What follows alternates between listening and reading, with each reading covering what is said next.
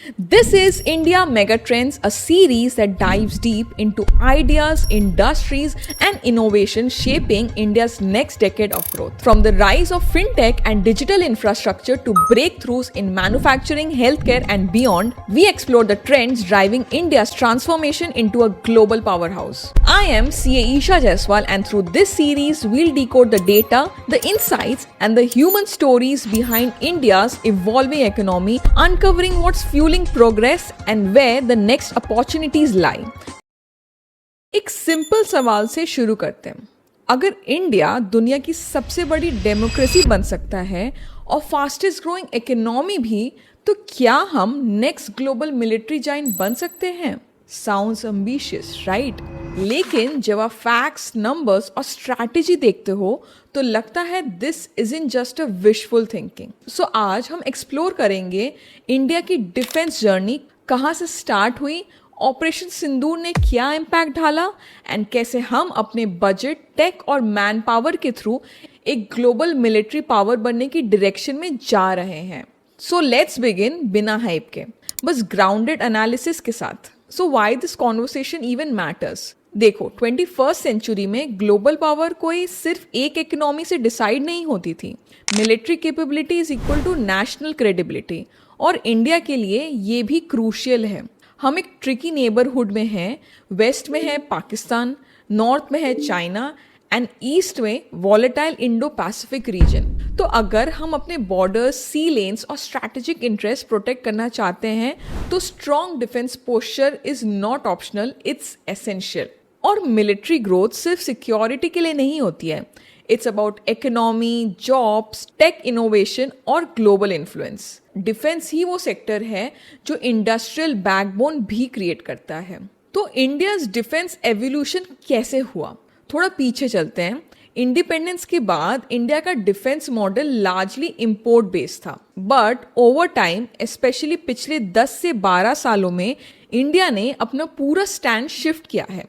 आज India world's 5th largest defence spender है। FY 2025-26 का total budget around 6.8 lakh crore है, और इसमें से 1.7 लाख करोड़ सिर्फ कैपिटल आउटले यानी मॉडर्नाइजेशन के लिए है।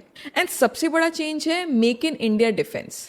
2014 में exports were around 1000 crore and 2025 में 23,600 करोड़ क्रॉस कर गया है, and that's over 20x growth. ये ग्रोथ ऐसे ही नहीं आई है। प्रोजेक्ट्स जैसे तेजस, MK1A jets, INS Vikrant aircraft carrier, Pinaka rocket system और एस्ट्रा माइल्स ने मेड इन इंडिया को ग्लोबल क्रेडिबिलिटी दी है। अब बात करते हैं ऑपरेशन सिंदूर ने इंडिया का कॉन्फिडेंस कैसे बढ़ाया। सो मई 2025 में ऑपरेशन सिंदूर करके इंडिया ने cross border terror launch pads पर प्रेसिजन स्ट्राइक्स करके एक मैसेज क्लियर किया था that India won't just defend, it can pre-empt. इस ऑपरेशन ने 3 चीजें प्रूव की। First, India can plan and execute multi domain missions. Second, indigenous systems like Akash, BrahMos, DRDO drones का परफॉर्मेंस वर्ल्ड क्लास लेवल पे है।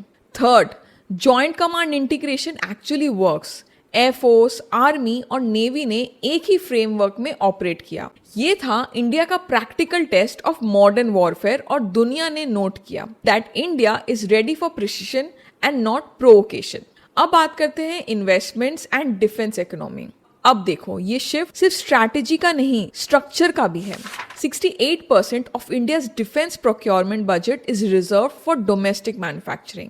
FDI limit is increase to 74%। UP and Tamil Nadu defence corridors पर 20,000 करोड़ से ज्यादा का इन्वेस्टमेंट हुआ है। Startups plus DRDO collaboration under IDX for AI, robotics, drone warfare and space take.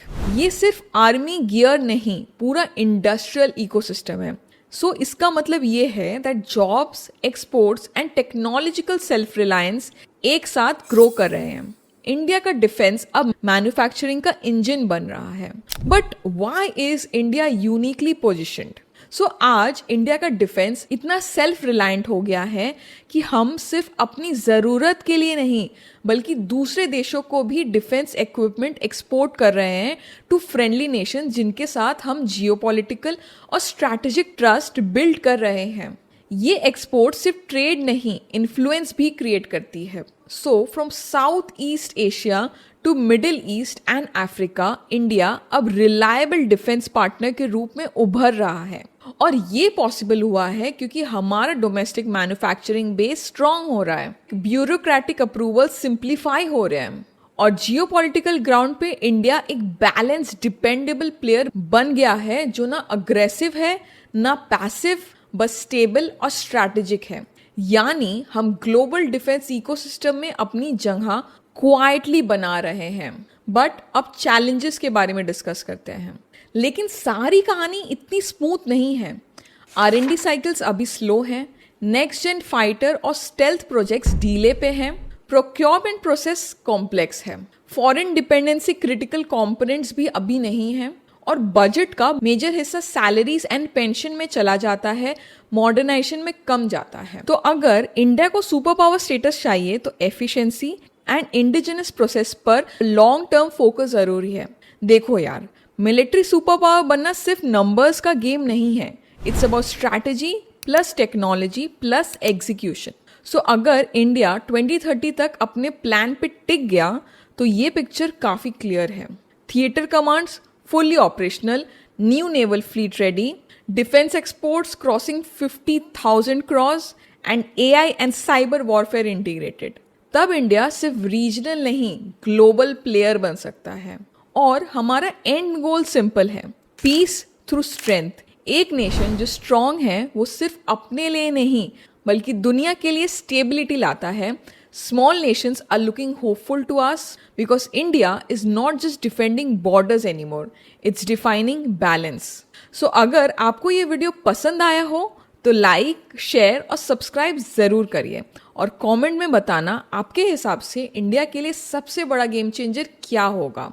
Is it technology, policy या leadership? And मिलते हैं नेक्स्ट वीडियो में। टिल देन, जय Hind. Investment in securities market are subject to market risks. Read all the related documents carefully before investing.